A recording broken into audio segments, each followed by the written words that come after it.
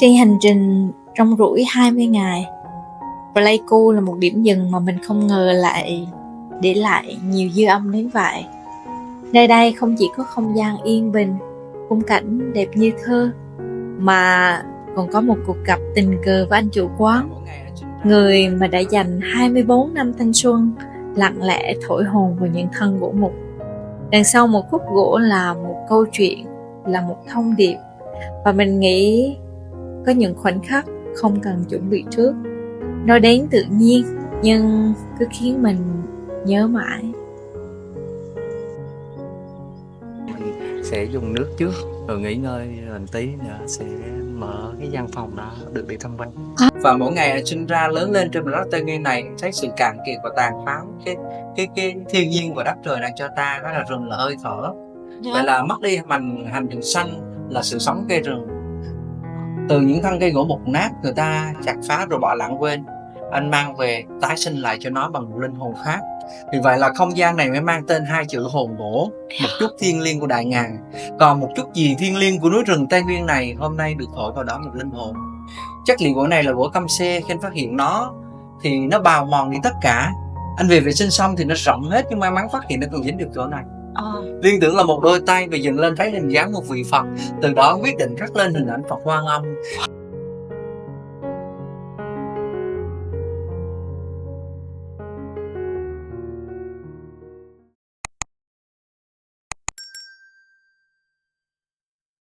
Tối đó đi ngang qua đây và mình chỉ nghĩ là ngày mai sẽ ghé lại đây cà phê, chắc view sẽ đẹp lắm. Nhưng mà đâu có ngờ là ở đây có một cuộc gặp đầy bất ngờ. Mời mọi người cùng tham quan Record. Yes. Hello mọi người, bây giờ anh chủ sẽ giới thiệu một số thông tin ở cái quán cà phê này nè. Cái này là bộ sưu tập đúng không anh? Đúng rồi. Dạ. Đây là mình là người sưu tập hay là mình theo nhóm hay là sao? Anh là tự anh. Tự anh sưu tập hết cái này à? Wow. Trời ơi. Sao? Em lên mà em thấy nổi da gà luôn. Mấy cái này anh chỉ sưu tầm thôi, anh không có bán lại đúng không anh? Bây giờ giới thiệu về cái bộ sưu tập này. Dạ. Bộ sưu tập này anh sưu tầm đến nay là 24 năm. 24 năm đó là một lời phát nguyện của gia đình anh là để cho cuộc đời chứ không bán. Vì vậy là khi em đặt chân đến đây em nghĩ đó là rừng. Dạ. Nhưng hôm nay đã chấm hết vì sự tàn phá khốc liệt. Và mỗi ngày anh sinh ra lớn lên trên mảnh đất Tây Nguyên này, thấy sự cạn kiệt và tàn phá cái thiên nhiên và đất trời đang cho ta, đó là rừng là hơi thở. Dạ. Vậy là mất đi hành trình xanh là sự sống cây rừng. Từ những thân cây gỗ mục nát người ta chặt phá rồi bỏ lãng quên, anh mang về tái sinh lại cho nó bằng một linh hồn khác. Vì vậy là không gian này mới mang tên hai chữ hồn gỗ, một chút thiêng liêng của đại ngàn. Còn một chút gì thiêng liêng của núi rừng Tây Nguyên này hôm nay được thổi vào đó một linh hồn. Chất liệu gỗ này là gỗ căm xê, khi phát hiện nó thì nó bào mòn đi tất cả. Anh về vệ sinh xong thì nó rộng hết, nhưng may mắn phát hiện nó còn dính được chỗ này. Liên tưởng là một đôi tay và dựng lên thấy hình dáng một vị Phật, từ đó quyết định khắc lên hình ảnh Phật Quan Âm. Lấy tên tác phẩm này mang tên Vô Ngã, vì chữ vô có nghĩa là không, ngã là cái thân. Dạ. Nên khi Phật đến với cuộc đời này phát tới 12 lời nguyện. Dạ. Trong kinh có câu thiên thủ thiên nhãn vô ngã đại bi tâm đà la ni, là mỗi con người chúng ta đến với cuộc đời này chúng ta phải có một sự hy sinh. Vì Đức Phật có mặt trên cuộc đời này là một sự hy sinh lớn để cứu độ chúng sanh, nên Phật phải có nghìn mắt nghìn tay độ chúng sanh. Vì con mắt là trí tuệ, cánh tay là sức lực. Một con người muốn cứu được một con người, hay là chúng ta muốn giúp ai đó, chúng ta phải cần có hai yếu tố: trí tuệ chúng ta và sức lực chúng ta. Vậy là giờ này nơi đây chúng ta là những con người may mắn và hạnh phúc, vì cha mẹ chúng ta dành một đời phước báu để sinh ta ra, ta lành lặn, ta đầy đủ thiện căn. Vậy ta đừng đòi hỏi quá nhiều về cuộc đời này, và đừng đòi hỏi quá nhiều về đấng sinh thành của chúng ta. Dạ. Vì đâu đó chúng ta hãy lắng lòng, chúng ta nhìn lại bên ngoài kia có bao nhiêu con người họ kém phước hơn ta. Giờ này họ muốn đi như ta nhưng họ không có đôi chân để đi. Họ muốn nhìn thấy ánh sáng của cuộc đời này nhưng họ không có được con mắt để nhìn thấy. Họ muốn có cánh tay để nắm giữ, để cầm được những gì đó nhưng họ không cầm được. Vậy là ta may mắn rồi, ta lành lặn, ta đầy đủ phước báu. Vậy là ta phải học theo hành nguyện của đấng từ bi, là mở lòng yêu thương và thấu hiểu chia sẻ. Vì vậy, dù thân Đức Phật có bào mòn, nhưng đôi tay thương xót chúng sanh vẫn còn mãi dang lên để cứu chúng sanh. Ta lại tìm ta chốn bụi hồng, cho hồn ta nhập với núi sông. Ở đây nương tựa vờn mây khói, vạn nẻo luân hồi, vạn nẻo không. Vô Ngã ra đời trong hồn bộ đến nay là 24 năm. Một trong những tác phẩm đầu tiên trong bộ sưu tập mang tên Vô Ngã. Wow. Nghe giống như một phần thuyết giảng, là em nghe rất là xúc động luôn anh. Dạ, cảm ơn anh rất nhiều. Lên bên này một tí. Dạ. Đây. Cục gỗ là gỗ gáo. Khi phát hiện nó thì người ta đốt rừng, nó cháy thành than. Vậy là rừng là một lá phổi sống trong ta. Sinh ra trên cuộc đời này, ta may mắn ta làm một kiếp con người, ta được hưởng cái vũ trụ và đất trời này đang ban tặng cho ta. Nhưng mà vì tham vọng cá nhân của mỗi con người chúng ta, mà mỗi ngày con người chúng ta cứ tàn phá tất cả những gì mà thiên nhiên đang ban tặng cho ta, trong đó có hơi thở của chúng ta. Nhưng vì cá nhân riêng tư chúng ta mà đốt đi cái hơi thở của nhân loại, một màu xanh đó hôm nay đang bao trùm một màn đen tối. Đó là sự hành động vô minh của chúng ta. Cái việc gì mà chúng ta làm mà lợi cho mình mà hại cho người, đó là sự vô minh nằm trong cái màn đen tối của chúng ta. Cục gỗ này là gỗ hương, khi phát hiện nó là một ụ mối nó đang ăn. Vậy là hết chúng sanh là ta, con người chúng ta tham vọng và tàn phá, thì tiếp tục mới một con trùng cũng bắt đầu tấn công. Nên cuộc đời là sự hỗn độn và rối rắm, chính vì nó nằm trong cái ba điều mà làm chúng ta luôn đau khổ. Đó là tham, là sân, là si. Vậy một điều duy nhất để chúng ta bớt khổ và diệt khổ thì chúng ta phải biết đủ. Vì biết đủ là sẽ đủ, nhưng hoàn toàn không biết đủ thì cuộc đời nó cứ lẳng quẩn cấu xé trong đau khổ này. Nên thương xót chúng sanh, lời nguyện khắc lên hai chữ Quan Âm. Quan là quan sát, âm là âm thanh. Trong kinh có câu Nam mô Đại Từ Đại Bi Quán Thâm Bồ Tát. Vì tình thương Phật Pháp rộng lớn, Đại Từ Đại Bi. Quán là quán chiếu, thế là thế gian. Âm là âm thanh của cuộc đời này.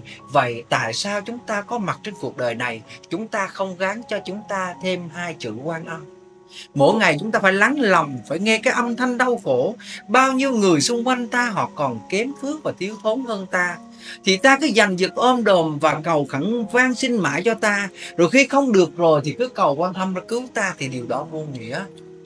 Vậy chúng ta phải hiểu một điều rằng Đức Phật có mặt trên cuộc đời này là một ánh sáng.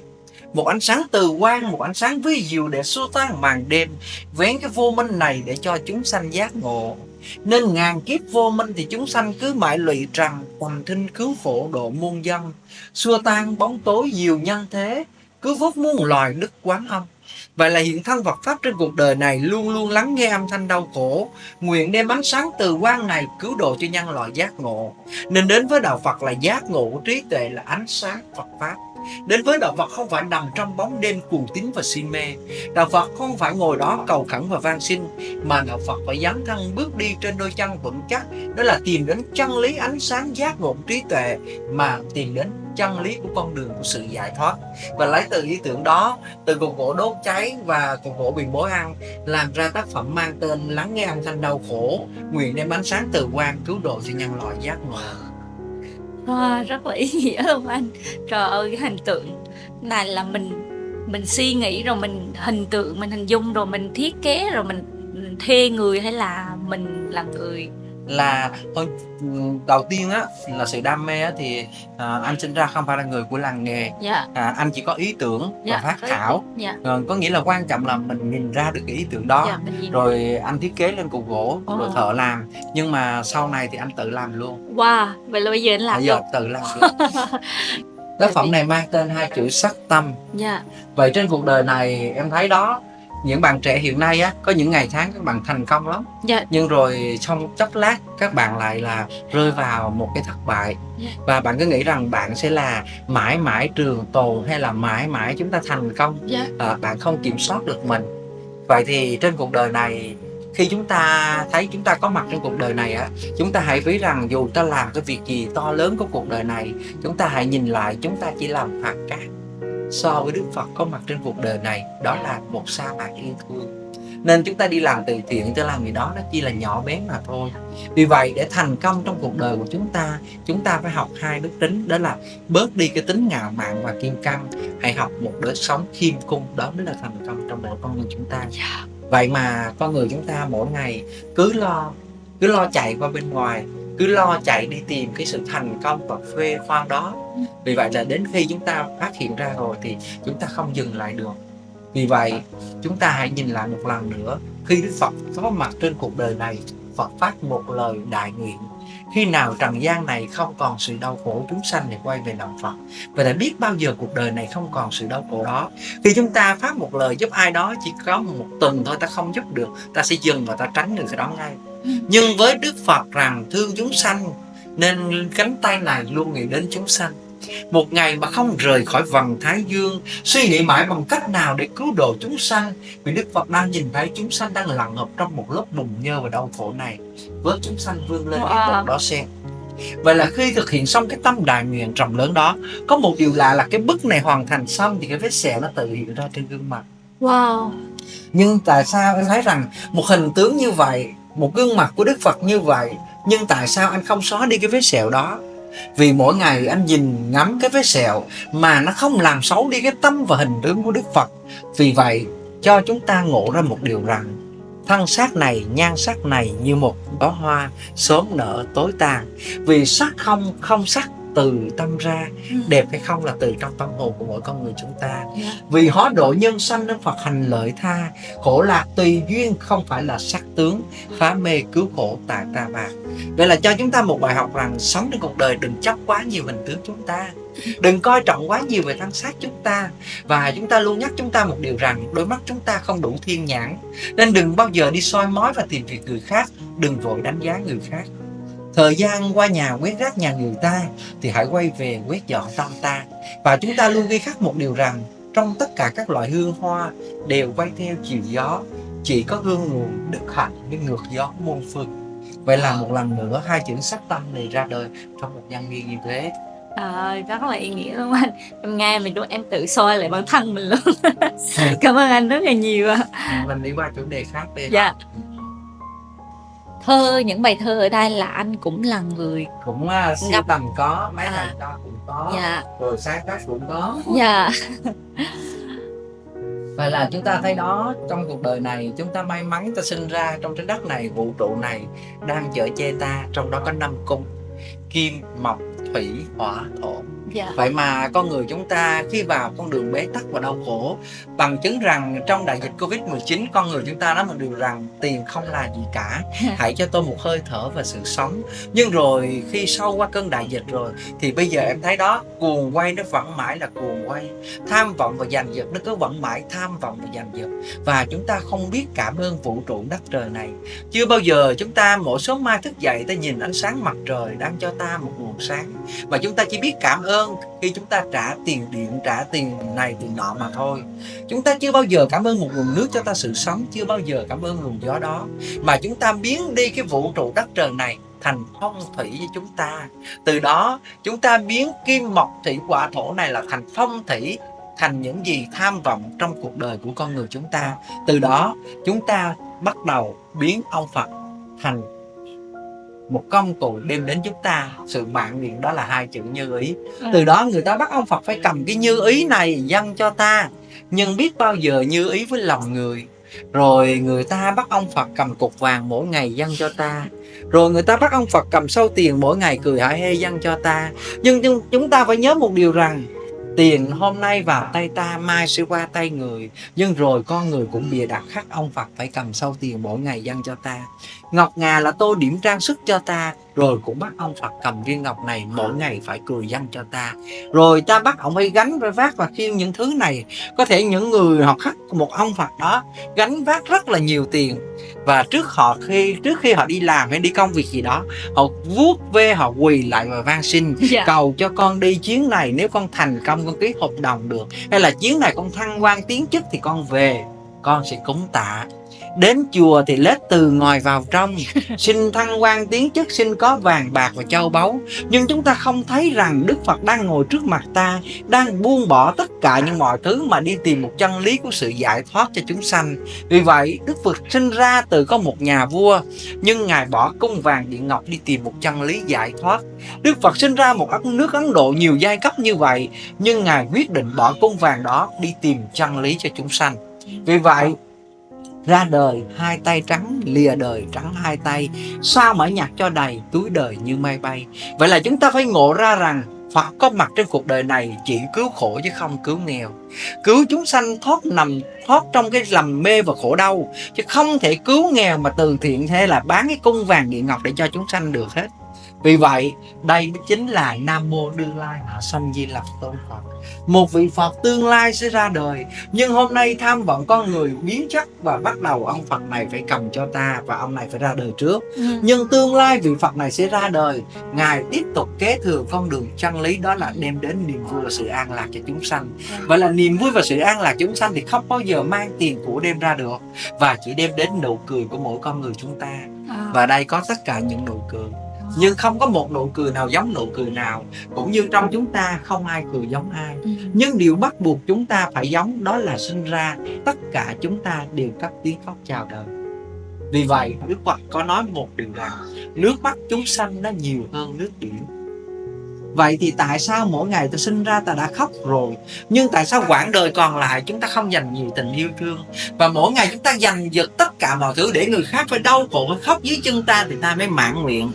Vì vậy khi đến với đạo Phật, chúng ta phải mở lòng và hiểu một điều rằng yêu thương sinh nở nụ cười, vị tha là để lòng người thanh cao. Đến với đạo Phật bằng tình yêu thương và lòng vị tha, chứ đến với đạo Phật không phải là để cầu khẩn và van xin thăng quan tiến chức, là biến cái vũ trụ này thành phong thủy giàu có cho riêng ta, hay là trấn mãi trong cái ngai vị của chúng ta.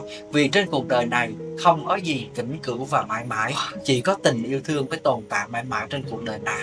Vậy một lần nữa, khi chúng ta có mặt trên cuộc đời này và có mặt nơi đây, anh cầu chúc cho tất cả hãy trao gửi nụ cười yêu thương của mỗi con người chúng ta. Dạ, nhiều cảm xúc anh ơi.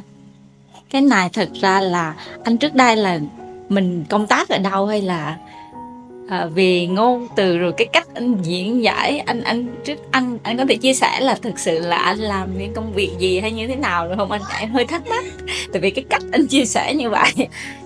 Anh sinh ra thì anh chỉ là một người thợ pháp bình thường. Wow. Và con đường anh ăn học thì cũng không được nhiều như các bạn khác.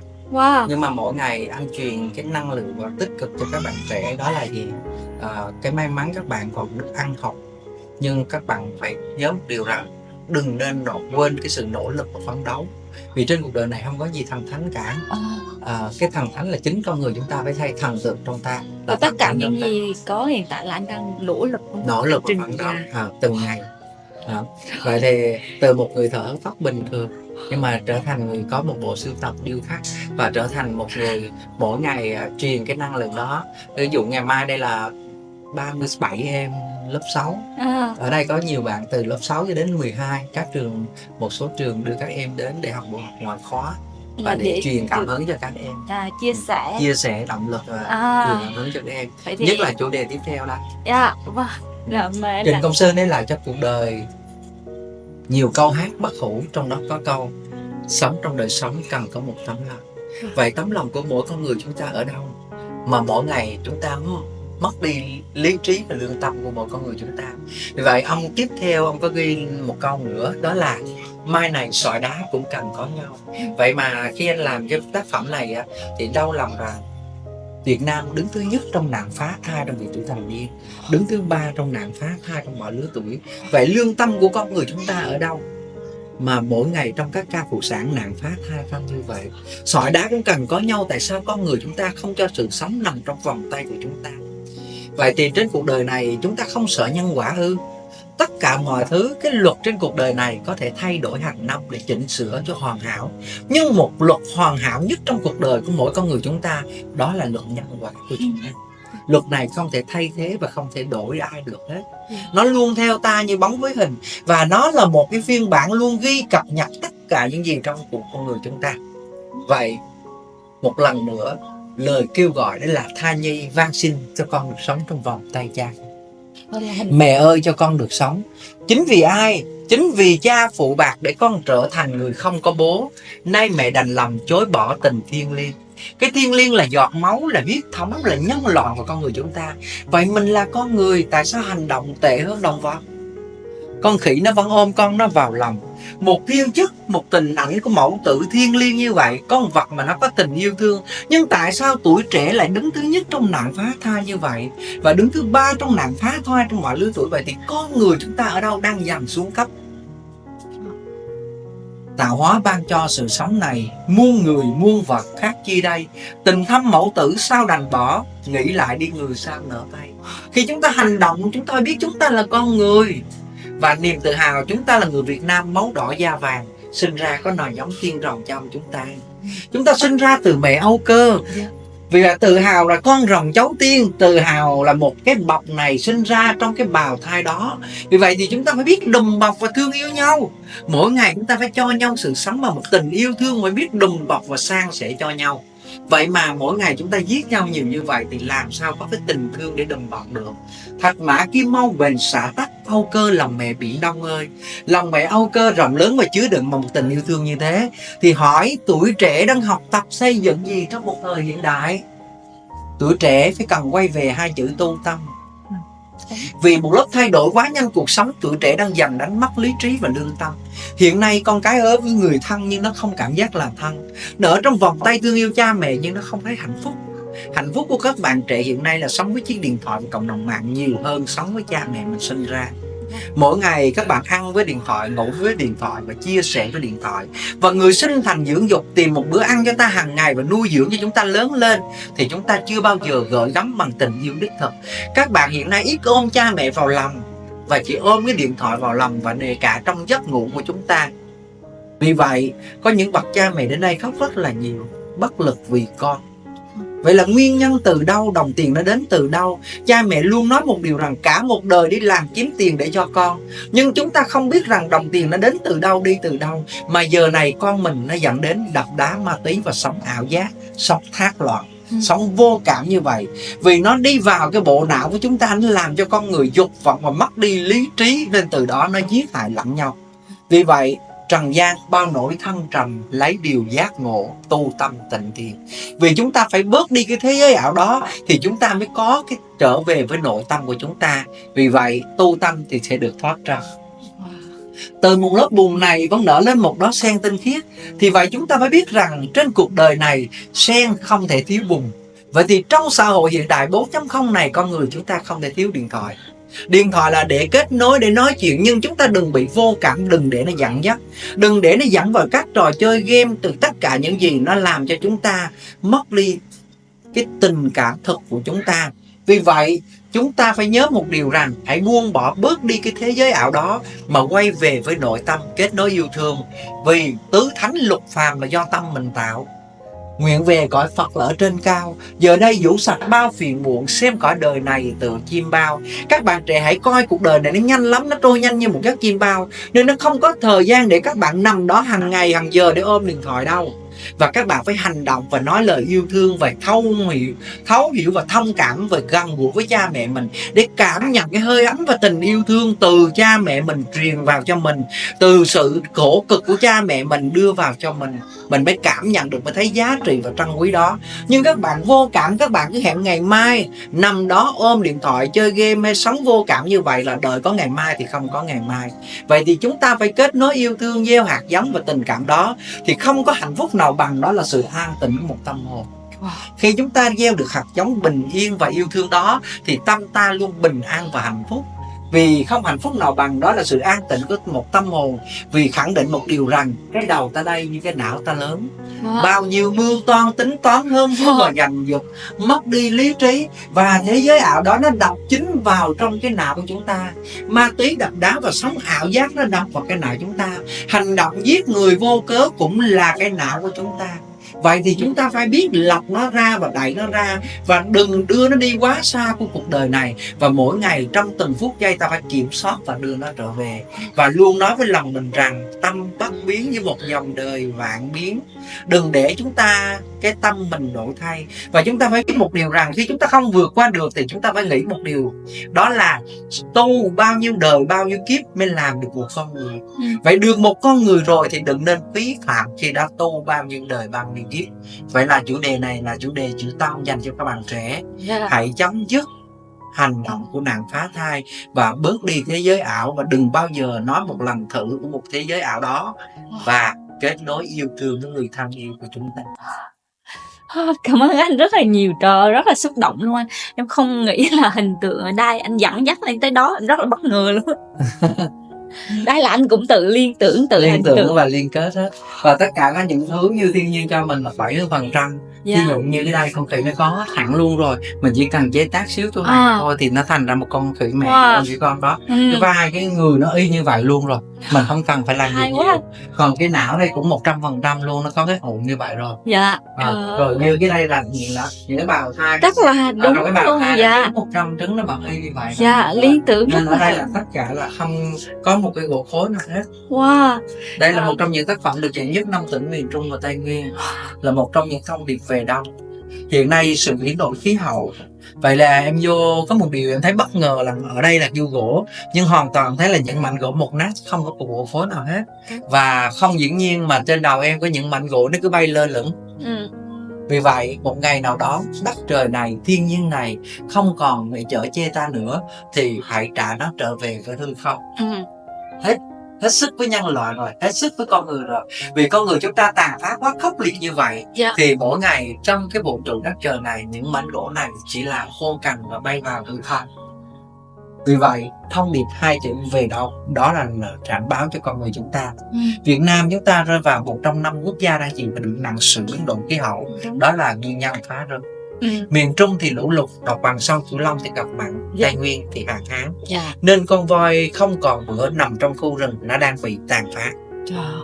Con voi mẹ buồn bã cúi đầu bước ra đi. Con voi con chưa dậm bước chân đầu tiên, đang hỏi mẹ mình sẽ đi về đâu. Rồi đây con người chúng ta sẽ đi về đâu, như lằn nủ trong một đêm như vậy, không biết đi về đâu. Bởi vậy nên ngày về thì chẳng biết về đâu, nhân gian ơi hỡi gieo sầu mà chi. Vì chúng ta tàn phá quá khốc liệt nên chúng ta sẽ không biết đi về đâu. Mà tham vọng của con người là bất chấp. Họ phá từ cánh rừng này đến cánh rừng khác, họ tôn xưng họ là bá chủ của một sơn lâm. Nhưng cánh tay bá chủ của ngày nào, tàn phá cạn kiệt của núi rừng ngày nào, về cho bản thân riêng ta, rồi đến một lúc nó chỉ là một tấm xương khô. Có níu kéo cũng chỉ thế thôi. Có cầm cục tiền của đại ngàn này, trước khi ra đi người ta cũng vét hết, không cho chúng ta mang theo gì hết. Mà dù rằng chúng ta có tiền của đại ngàn đó, chúng ta mướn cánh tay này đủ sức mạnh, nhưng nó không kéo cho ta được sự sống. Chính vì vậy thân tứ trụ ngũ hành như sức mạnh, nhưng rốt một cuộc rồi thì cũng mồ lạnh nắm xương khô.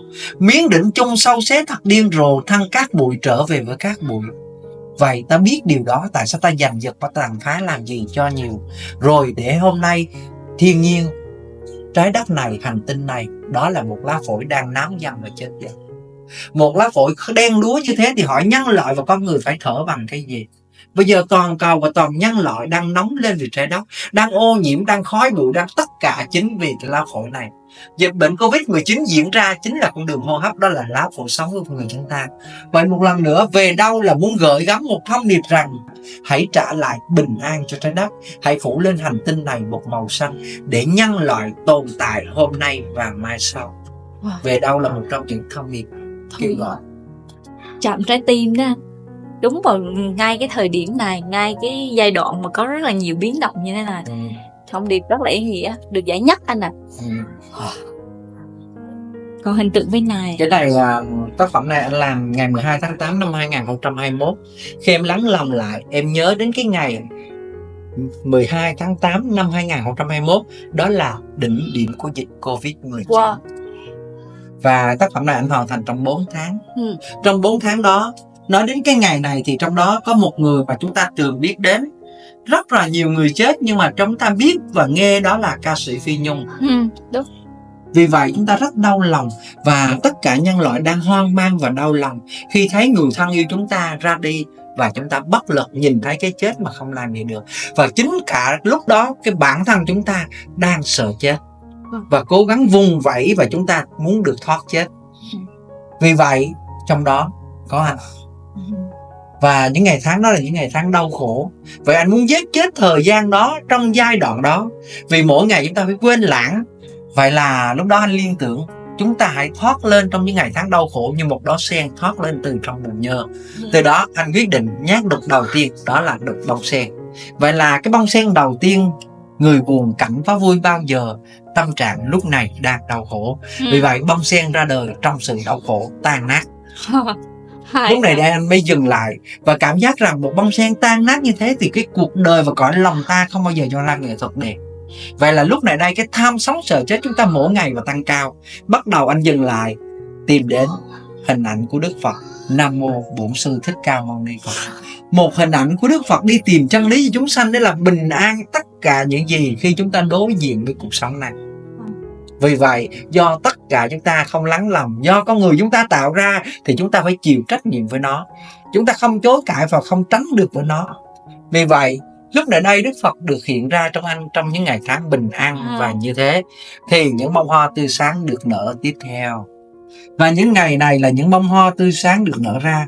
Nhưng để được những bông hoa tươi sáng này được nở ra thì chúng ta phải khẳng định rằng chúng ta phải trải qua những ngày đau khổ, đó là sóng gió, là đường cua của cuộc đời này. Nó sẽ cho chúng ta ngoi lên và ngập xuống nhiều lần như vậy, là gặp nhiều sóng gió và khổ đau thì chúng ta mới vươn lên đến một ngày nở hoa. Vậy thì để có những ngày tươi đẹp như vậy thì chúng ta rút ra từ một bài học sóng gió và đau khổ đó và tìm đến chân lý của sự bình an của Đức Phật cho chúng ta thấy, thì mỗi ngày con người chúng ta nhận thức ra một điều rằng hãy sống chậm như một con ốc. Biết ơn mình về dù áp bức quá lớn của cuộc sống này, dù cho đi vào của chúng ta, nhưng khi chúng ta không đủ cưỡng nó lại thì chúng ta biết thu mình về và sống chậm lại. Thân vào tâm, tâm vào thân, hai hợp lại nhất để có một sự bình an giữa một biến động. Vậy là bình an với một biến động ra đời để anh khắc lên cái tác phẩm này. Thì ngày 12 tháng 8 là khởi công, ngày 8 tháng 12 là thành công. 4 tháng. 4 tháng. Vâng, rất là xuất sắc. Đi từng hành trình từ cảm xúc đi đến cái đoạn kết luôn, rất là xúc tích luôn anh. Chưa nghe cái chia sẻ nào mà từ những cái điêu khắc mà đặc biệt như thế này. Đây là lần đầu tiên của em, thực sự là em cũng rất là xúc động anh. Và chúng ta nên tự hào dân tộc, và chúng ta nên tự hào rằng Việt Nam chúng ta có rất vị anh hùng đã để lại cho đất nước độc lập và tự do. Nhưng đáng buồn một số thành phần các bạn trẻ hiện nay sinh ra trong một đất nước độc lập và tự do như thế, nhưng các bạn cứ vọng tưởng rằng đi nhiều nơi trên thế giới, nhiều nước thế giới để sướng hơn, để bình an hơn. Và kể cả các bạn tôn thờ những người đã từng xâm chiếm nước ta, và các bạn đã xăm mình để tôn thờ những điều như vậy. Và đấng sinh thành ra ta, trong đó ông bà tổ tiên ta, cha mẹ ta đã hy sinh, đã nằm xuống để chúng ta hôm nay thế hệ trẻ được bình an và độc lập, đang trên một đà phát triển một đất nước như vậy. Vậy mà để xâm vào mình, để tôn thân lên như vậy, thì trong đây cho chúng ta chứng minh một điều rằng năm 1963 họ tự Thích Quảng Đức tự thiêu tại Sài Gòn. Vì một lòng yêu nước, Ngài chứng minh cho đạo Phật và tôn giáo thì Ngài tự thiêu. Nhưng có một điều đặc biệt, thì khi Ngài tự thiêu thì cái nhục thân Ngài cháy, nhưng trái tim của Ngài không cháy. Nên khi anh phát hiện cuộc gỗ này, nó đang có một ngọn lửa bùng cháy, và anh khắc lên hình ảnh của Ngài đang an nhiên tự tại trong ngọn lửa bùng cháy đó. Nhưng nó thiêu rụi đến tất cả, nhưng mà trái tim yêu nước, một trái tim khát khao hòa bình, một trái tim làm chấn động cả một thế giới vẫn còn tồn tại. Vô hình lửa cháy bừng thân gỗ, tỏa ánh từ bi rực nắng vàng, một cõi vô thường tim bất diệt, 3.000 thế giới gió thênh thang. Để chúng ta tự do và độc lập như ngày hôm nay thì chúng ta phải cảm ơn rằng Việt Nam chúng ta rất là nhiều vị anh hùng, và trong đó ông bà tổ tiên của chúng ta đã hy sinh và nằm xuống để cho thế hệ trẻ ta hôm nay được sống trong một đất nước độc lập và bình an và hạnh phúc như vậy. Thì chúng ta phải luôn tôn kính và tôn thờ và ghi ơn ghi công của tất cả những vị đó. Đừng bao giờ vọng tưởng và đừng bao giờ tôn xưng những người đã từng xâm chiếm nước ta. Vì vậy là trái tim bất diệt được ra đời trong một điều như vậy. Một lần nữa cũng chúc cho các bạn trẻ hãy nhìn lại và niềm tự hào rằng năm 2025 chúng ta sẽ đón nhận một sự kiện lớn, đó là Vesak Liên Hiệp Quốc. Vậy là chúng ta sẽ được thỉnh xá lợi Phật từ Ấn Độ về để cho toàn thế giới, trong đó có Việt Nam, được chiêm bái. Thứ hai nữa là chúng ta được nhìn thấy sự thật, một trái tim bất diệt của Bồ Tát Thích Quảng Đức cũng cho chúng ta được thấy rằng một vị anh hùng để lại trái tim bất diệt đó. Đó là một minh chứng rõ ràng, chứ không còn là những điều mà con người chúng ta không thấy nữa. Nên nhắc các bạn trẻ luôn hãy tự hào dân tộc và tôn thờ những vị anh hùng, và nhớ ơn công ơn của đất nước chúng ta được bình an là công ơn của Tổ quốc và công ơn của những vị anh hùng đã hy sinh. Sao? Đây là một hình tượng em đã từng nghe ở lúc em ở Huế. Em đã có tham quan, có nghe câu chuyện này một lần rồi. Bây giờ anh chia sẻ là thêm một lần nữa là gợi nhắc về cái hình ảnh vì thời kỳ chiến tranh, mà cũng như cái hình ảnh bất diệt như vậy, thì tất nhiên là em cũng thấy hơi xúc động.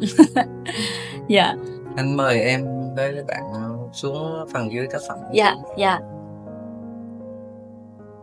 Phần dưới, tầng dưới này nè. Dạ.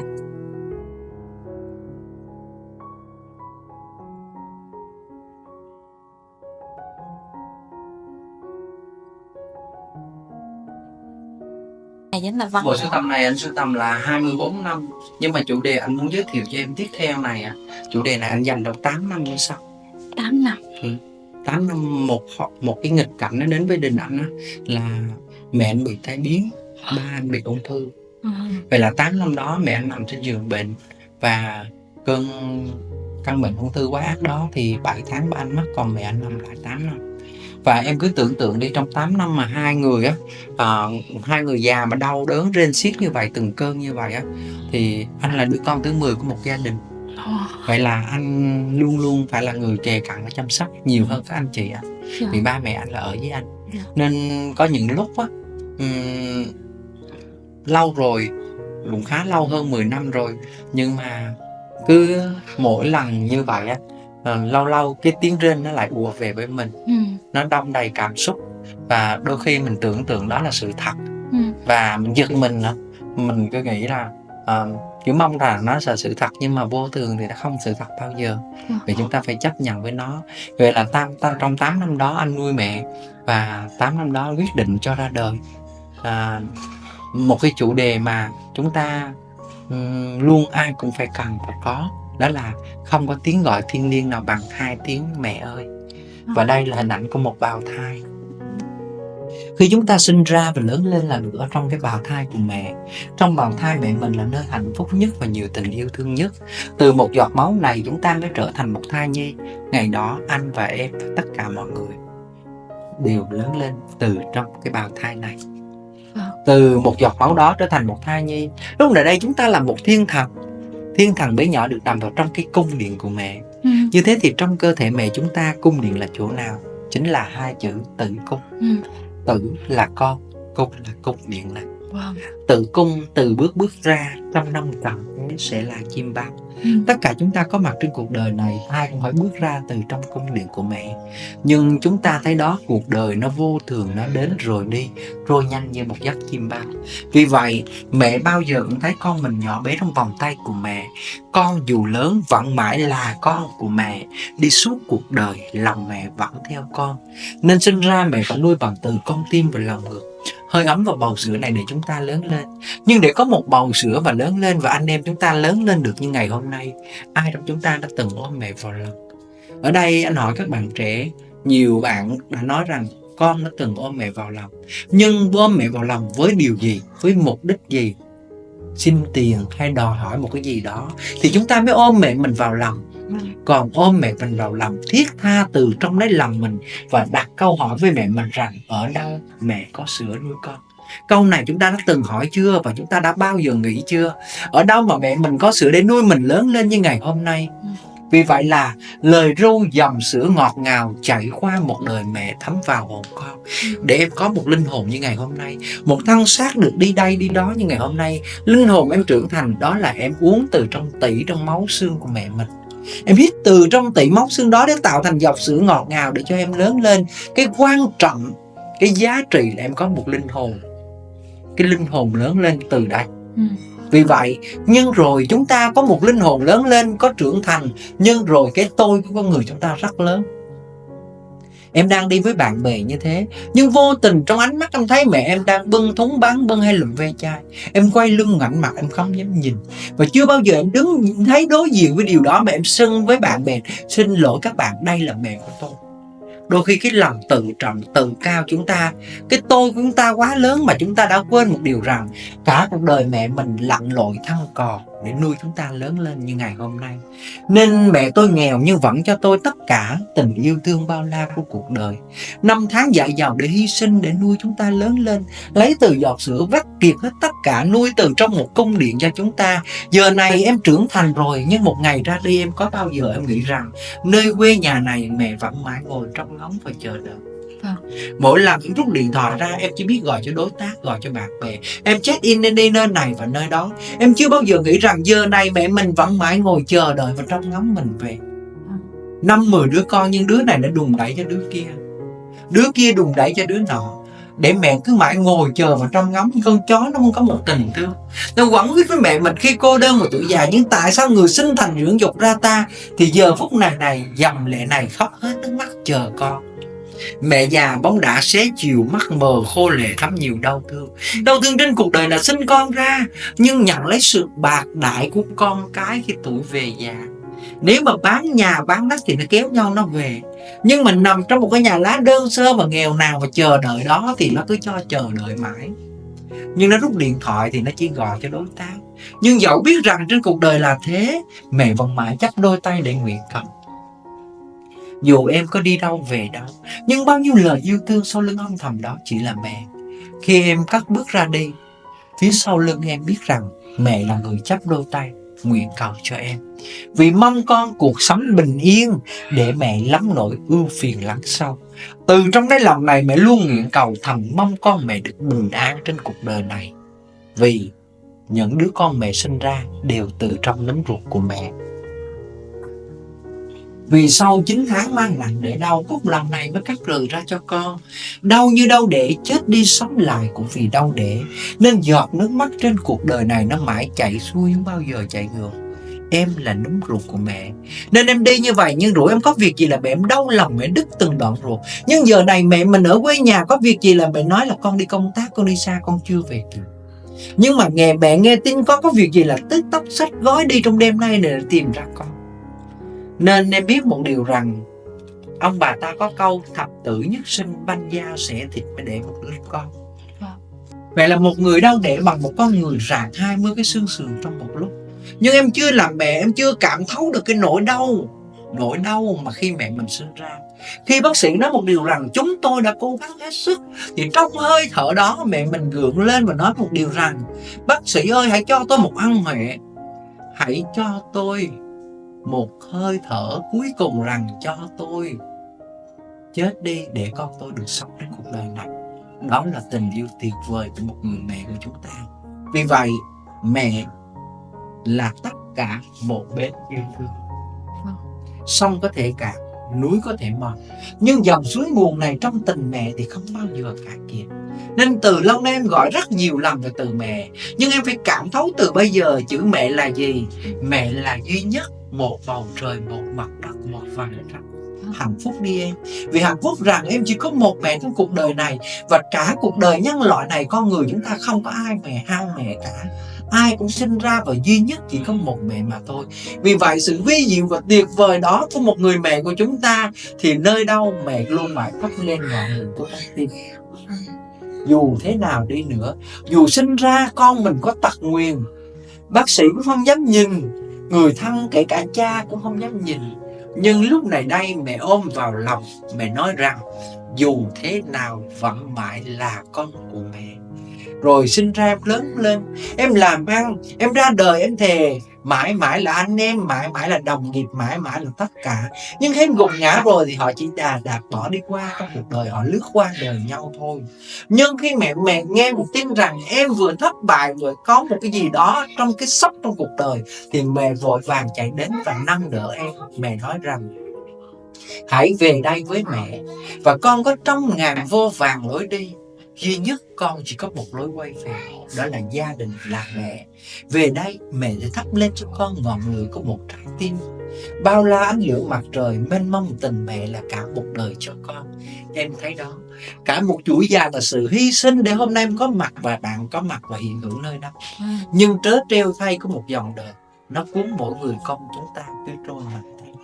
Cái tiếng gọi thiêng liêng ngày nào khi em còn bé thơ như các bạn nhỏ. Một ngày em quặn quýt mãi bên chân mẹ, mới ngày nào đó thôi, nhưng miệng luôn em gọi 2 tiếng mẹ ơi.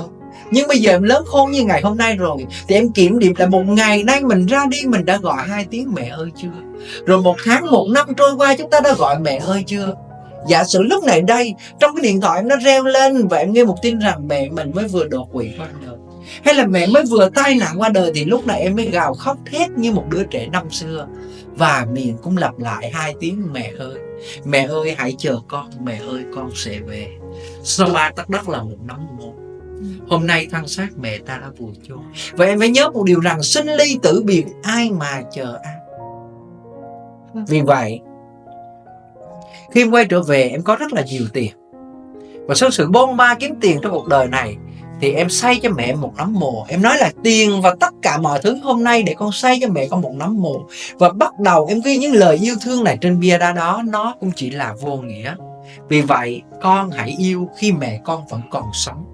Con đừng chờ đến lúc mẹ con đã ra đi. Con đừng bao giờ ghi những lời yêu quý này lên bia đá, vì đá vô tri nào có nghĩa gì. Chính vì vậy trong 8 năm, bộ sưu tập này anh dành những lời thiết tha nhất cho những người con trong đó của chúng ta. Hãy trân trọng từng phút giây. Và từ bây giờ hãy ghi khắc vào trái tim ta từng nhịp đập, từng hơi thở. Và nói với lòng mình rằng trên cuộc đời này không có tiếng gọi thiêng liêng nào bằng 2 tiếng mẹ ơi. Vậy là chủ đề mẹ ơi anh làm trong 8 năm của mẹ anh Hào. Còn những hình tượng bên này là sao? Đây là những tượng nhà mồ.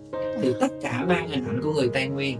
Thì em cứ nhớ một điều rằng tất cả trên thế giới này, con người sinh ra, loài người chúng ta đều mẹ như nhau, đều tình thương của một người mẹ đều là như nhau. Vì vậy thì trong đây nó mang nhiều cái hình ảnh của người mẹ. Kể người đồng bào, đây là một di sản văn hóa này. Người đồng bào Tây Nguyên. Và đây là tượng trưng nhà mồ, nắm mồ. Vậy thì nó cũng là một người mẹ. Đây là hình ảnh giống như là một châu Âu á, người mẹ nước ngoài cũng là một người mẹ. Đây là sự tầm tạo của một người mẹ Việt Nam, người mẹ Tây Nguyên, người mẹ già. Thì tất cả những người mẹ trên thế giới này, cái thiêng liêng của tình mẹ thì không bao giờ mà đó, đó là ý nghĩa của các cái hình tượng khác nhau. Và bây giờ em cũng hiểu hơn rồi. Em cảm ơn anh rất nhiều vì cái buổi chia sẻ hôm nay. Thật sự chắc cũng có duyên á. Em cũng đang làm YouTube nữa. Và anh sẽ nói về cha một tí. Còn đây nữa. Dạ được. Anh chia sẻ luôn. Em cũng đang thắc mắc là sao nghe mẹ anh không nhắc về cha. Hóa ra là bên này. Ok, anh chia sẻ luôn với em ạ.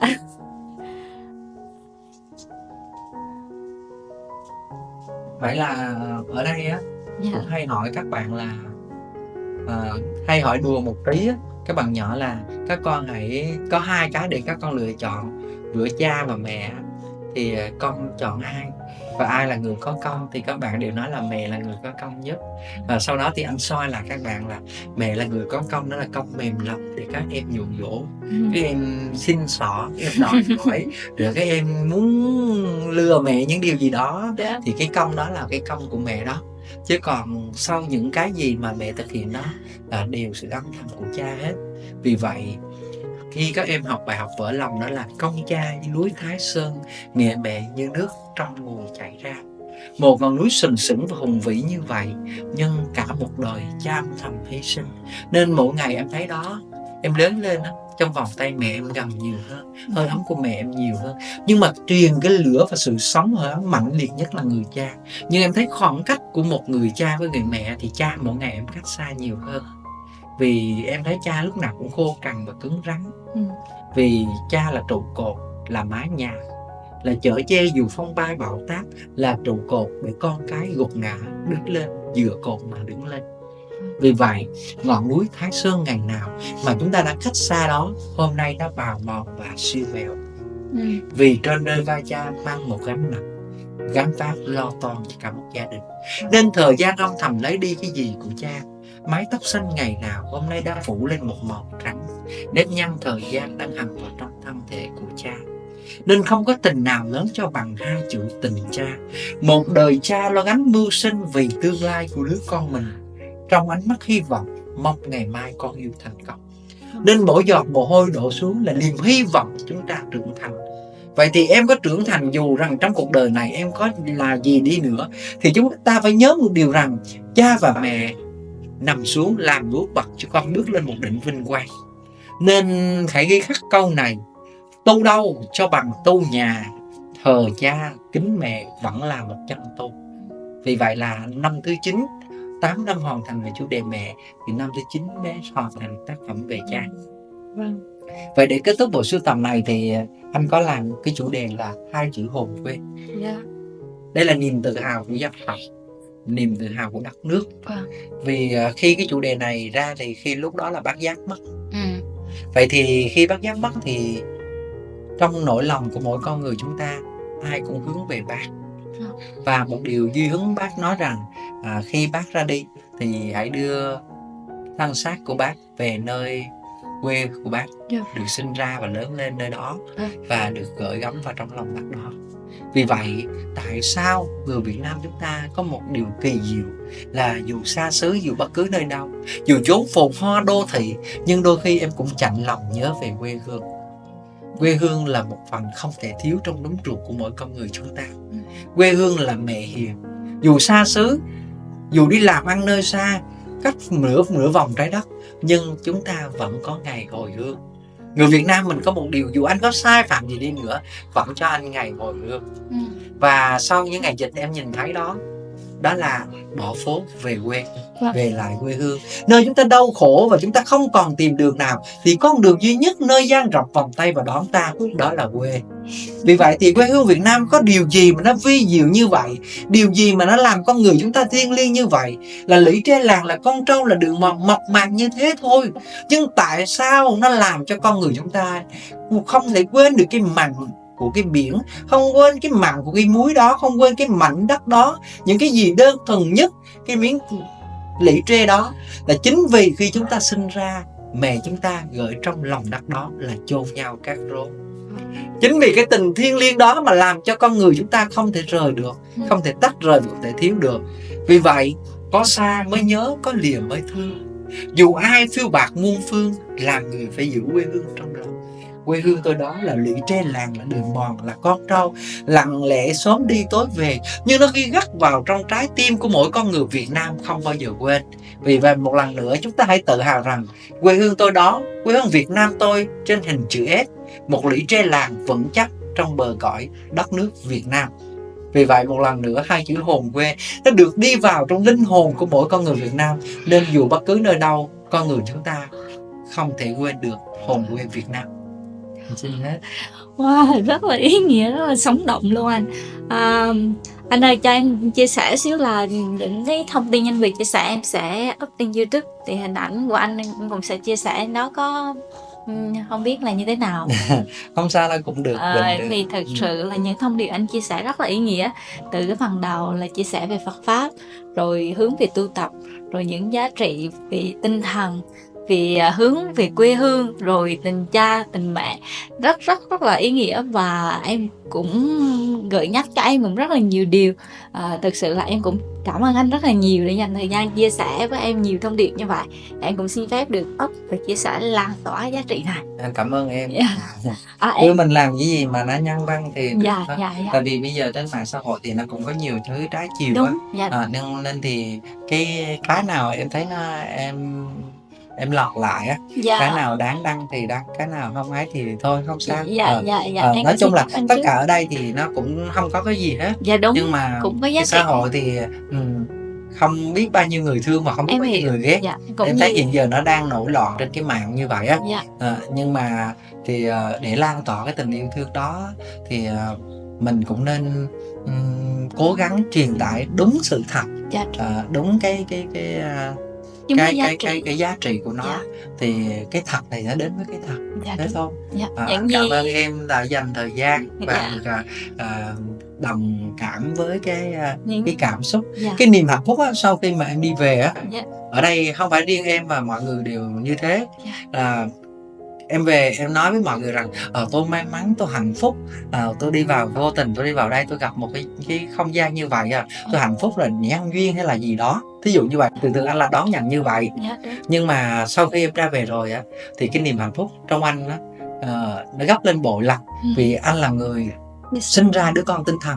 Những đứa con tinh thần này là những đứa con của anh. Vậy là bạn được chia sẻ, được nhiều người cảm nhận, được người thấu hiểu á, đó là hạnh phúc vô bờ bến. Vậy nên một lần nữa anh Cẩm Cao rất là cảm ơn hai bạn đã dành thời gian để và chỉ còn một không gian nhỏ bên kia nữa, anh mời qua một tí nữa.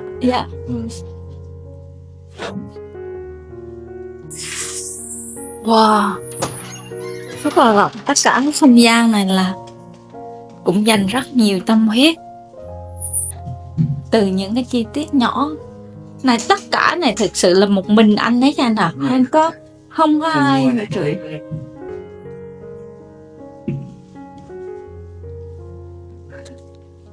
Ở đây thì vì sao mà xong cái buổi này rồi thì anh có mời anh ngồi ở đây á. Ở đây điều ngạc nhiên em thấy cái bếp đúng không? Cái không gian chủ đề ở chỗ này em đang ngồi đó là bếp yêu thương. Nghĩa rằng đi để trở về một bữa cơm hạnh phúc của một gia đình. Lửa là sự sống, là hơi ấm, là kết nối. Em thấy mỗi năm á, mình xa quê dù đi đâu người ta cũng ao ước được về những ngày Tết. Về ngày Tết thì Việt Nam chúng ta không thể được cái điều mà nó thiêng liêng á, hạnh phúc á, là không thể thiếu cái bếp lửa để sưởi ấm, để kết nối. Nên nấu lên những nồi bánh hay là kho những bữa thịt hay là làm những điều như vậy đó, thì để nhóm lại cái ngọn lửa, để xây dựng được cái tình yêu thương, làm ấm lòng với nhau. Vì vậy thì ở trong đây có một điều đó là cái bếp yêu thương này á, thì trước mặt em là cái bếp, nhưng mà phía sau em là cái hình ảnh Phật ngồi đó. Thì do gia đình anh á là có một cái ấy là điều là ăn chay trường cả gia đình.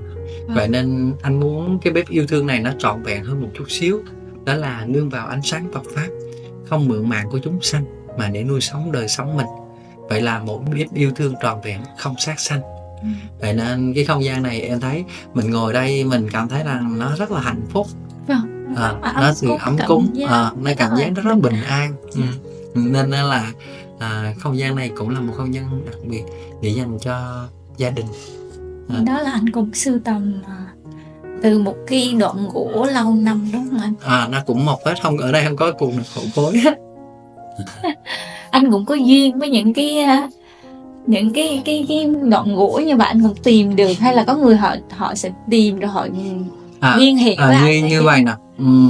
Thật sự là mấy cái này nó nằm ở trong các cái rừng sâu, rừng đúng xa, rồi rất khó tìm. Sau người ta lấy về người ta làm củi, vâng. Rồi hoặc là người ta lấy về xong rồi người ta sẽ làm mục đích gì đó.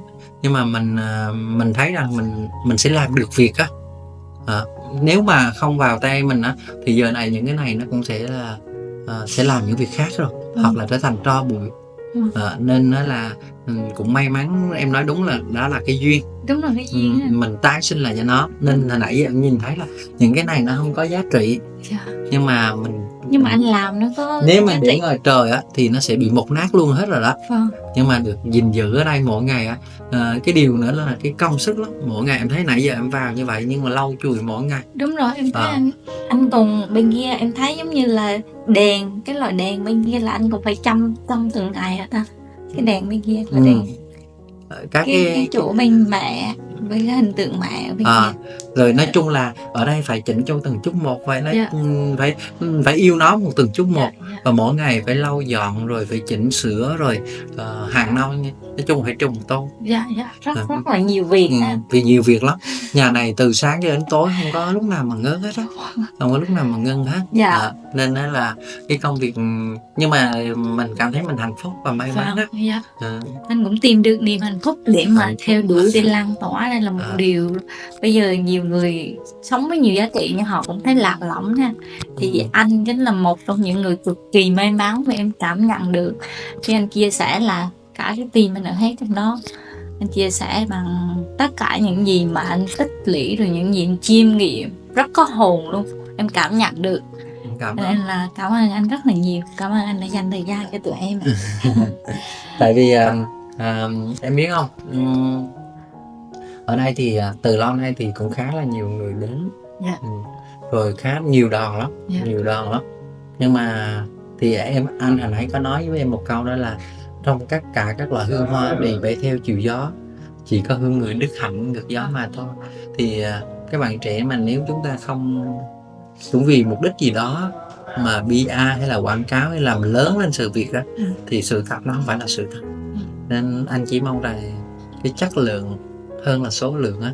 Nên chỉ mong rằng cái lan tỏa này á, nó đến với người được Đúng cảm đối nhận, dạ. đúng đối tượng cảm nhận.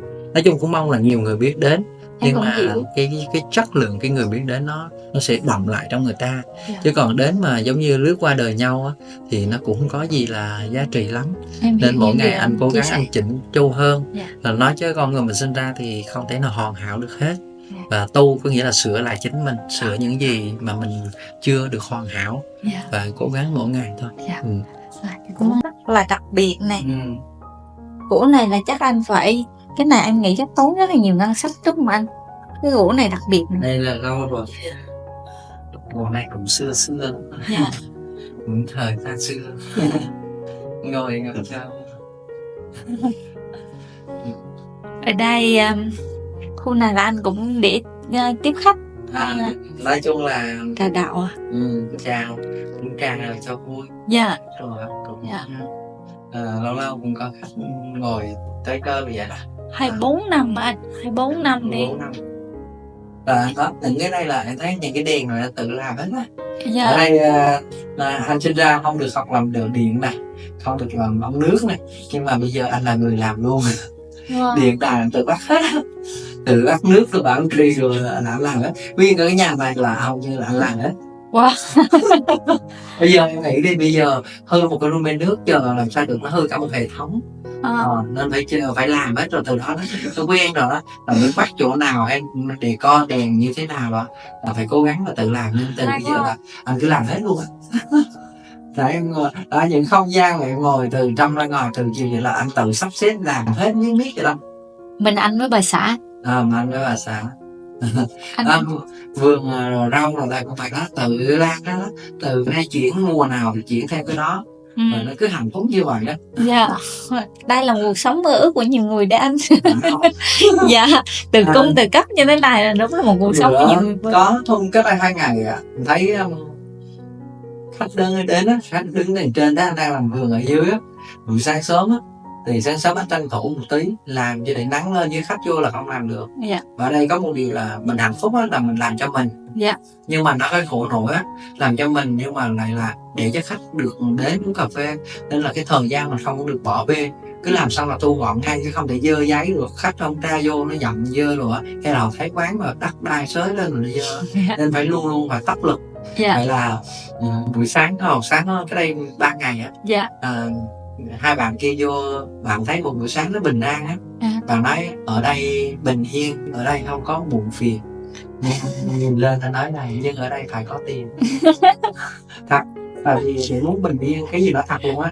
Thì để như thế này cũng đâu phải dễ đâu anh. Đây là em mới nói là cuộc sống mơ ước của nhiều người nhìn thì bình dị, nhưng mà nó là cả một quá trình.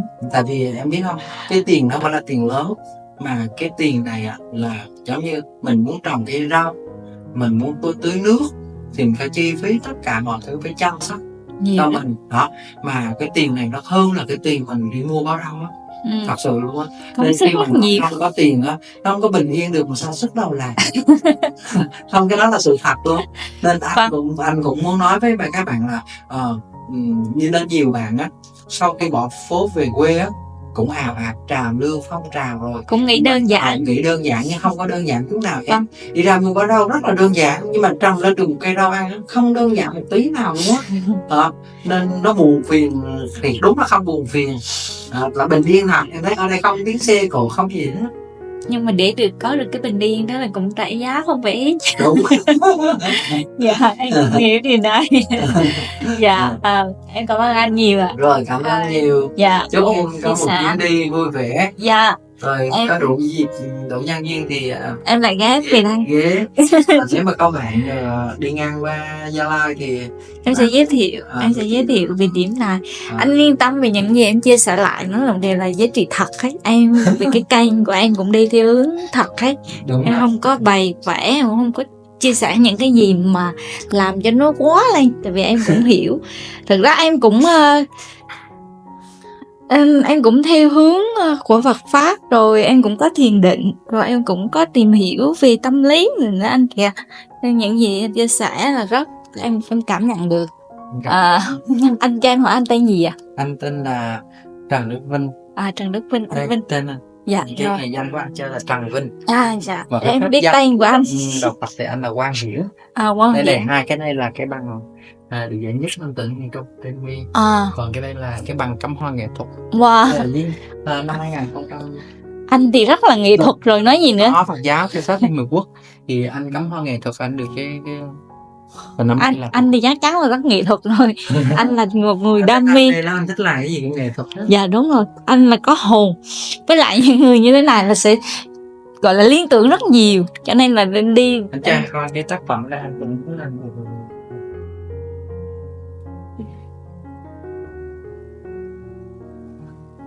wow. là sen cuối hạ. Có nghĩa là cái mùa hạ đó, cái sen nó gần như nó tàn, thì bắt đầu những cái bông sen á nó rụng cánh. Vâng. Nó rụng cánh, nó rơi hết. Và cái âm thanh á, em chỉ nghe rằng cái mùa hạ nó có một âm thanh của tiếng ve. Đúng Nó rồi. chỉ còn cái xác ve nhẹ nhàng và con ốc nó ăn vội khi cái gì mùa cuối của nó. Và có những cái, em thấy ở đây có nhiều chiếc lá nó cứ lập lờ ở trong này, là những cái làn gió của mùa thu. Nó làm cho cái lọn gió nó cái lá nó cứ lung đưa lấp la, và vài cái giọt nước đang gợn sóng của giọt nước mùa thu.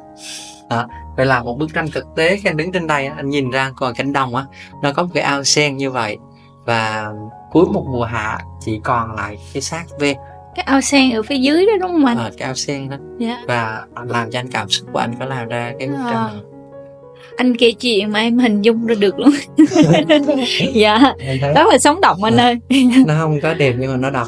Dạ đúng rồi, nó độc. Với là qua lời kể của anh nó đầy đủ, nó chi tiết, em tưởng tượng ra cái mùa hạ nó trước mắt luôn. Cảm ơn anh nhiều ạ. Bây giờ là đầu mùa hạ mà nó là cuối mùa hạ. Dạ, cuối mùa hạ. Bây giờ bắt đầu vào đầu thì em thấy là cái bông sen đó nó mới bắt đầu có búp thôi. Dạ. Và đến khi hết cái mùa hạ mà để vào mùa thu thì cái tiếng ve nó không còn nữa. Dạ. Nó chỉ còn xác ve nằm khô trong chiếc lá. Dạ. Cái âm thanh nó hết rồi. Dạ. Rồi thêm vào con ốc nó ăn đi, nó lặt nó ăn vội cái cùi sen á. Đúng rồi, em thấy luôn cái cùi sen nó bị anh làm hay quá ha. Anh liên tưởng đến từng chi tiết nhỏ nhất luôn. Và cánh rất sen là nghệ thuật luôn. nó mong manh mà giống như rơi, bắt đầu nó rơi hết. Nó rơi dần nó cong lên và rơi dần, nó cứ bật ra dần. Và nhất là anh thích nhất là những chiếc lá nó cứ lật tới lật lui á, thì cái ngọn gió nó cứ đưa thì cái lá sen nó cứ lặp lại vậy. Vậy là cái giọt nước thu nó cứ gợn lên một tí. Dạ. Hôm bữa có một người bạn của người Pháp, mẹ là ba là Pháp, mẹ bạn là Bồ Đào Nha. Bạn có đến đây và bạn có ngồi với anh một buổi và bạn có nói là cái âm thanh con ve ở Việt Nam nó to quá. Đang là một người phàn nàn nhiều nhất rồi bé. Tại sao con ve Việt Nam nên cái người Việt Nam mình cái nói chuyện nó chát nó to lắm. You know about that anymore? You talk about that. The sound.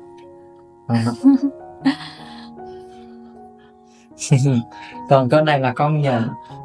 Con nhện thì khi bạn làm cái nhà này đó thì anh vừa làm xong dịch bệnh Covid-19 nó đến. Dạ. Vậy là trong cái hoàn cảnh này thì anh giống như là mình muốn bỏ cuộc ấy. Dạ. Thì tất cả mọi thứ anh phải tự làm hết. Nên nhiều lúc cái sức lực mình đôi khi muốn bỏ cuộc và chịu không nổi. Và cuối cùng thì anh quay ngược trở lại là khi bắt đầu anh đặt chân lên mảnh đất này thì là một cái đồi trọc. Không có cây sống khu vực này. Một cái đồi người ta trồng cà phê nhưng mà rồi nó chết hết. Cây nó cứ phủ phê, cây khô cây sống nó vậy. Là khi muốn dọn cỏ nó đi thì ổ nhãn nhện nó bao vây nó rớt xuống là lặng lẽ đi chỗ khác và tiếp tục nó làm ổ khác. Vậy thì lúc đó anh mới giật mình rằng mình còn bao nhiêu con người hỗ trợ với mình, và công nhận nó phải tự một mình nó mà nó tự xây dựng ngôi nhà của nó. Hết ngôi nhà này thì lại tiếp tục nó làm ngôi nhà khác. Và mình tại sao mình không thể kiên nhẫn và kiên trì với nó. Và lúc đó anh thấy hình ảnh con nhện nó đẹp và nó mạnh mẽ, nó cho anh cái động lực. Anh quyết định là con nhện để anh học cái động lực của nó. Tại vì nó đem đến cho chúng ta cái động lực, cái thành công Dạ. Tại vì mình làm nhà mình mướn rất là nhiều người, mà nó làm cái nhà là để đời sống nuôi sống cho nó, và cái bẫy đó để con gì nó văng vô là dính vô đó là nó sẽ ai. Thì nhà mình cũng vậy, mình có cái nhà là mình phải có cái sự sống của mình. Vậy là anh mới bắt đầu học được cái điều đó, và chúng ta dù hoàn cảnh nào chúng ta phải cố gắng, phải nỗ lực. Chúng ta đừng cái vì người khác hay đừng dựa dẫm hết.